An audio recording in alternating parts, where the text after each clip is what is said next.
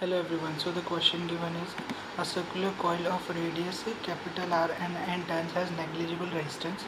As shown in the figure, its two ends are connected to two wires and it is hanging by those two wires with its plane being vertical. The wires are connected to a capacitor with charge Q through a switch. The coil is in horizontal uniform magnetic field B0 parallel to the plane of the coil.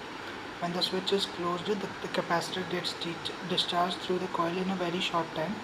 By the time the capacitor is discharged fully, the magnitude of the angular momentum gained by the coil will be. The options given are A part equals to pi by 2 into capital N into Q into B naught R square. Second option is pi into capital N Q B B naught R square. 2 pi N Q B naught R square. So the answer is option B. The solution is, this is the figure.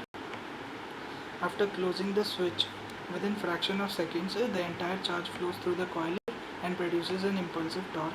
Now change in angular momentum equals to integration of tau into dt equals to delta L.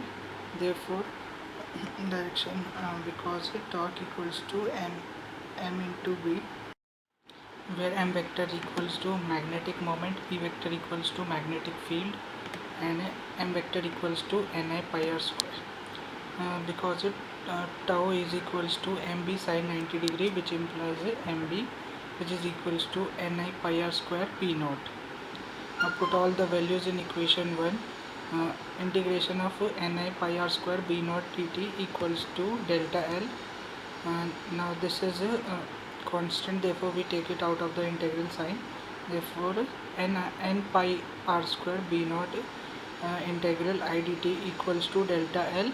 According to the question, integration of I dt equals to q. Therefore n pi r square b naught into q equals to delta L.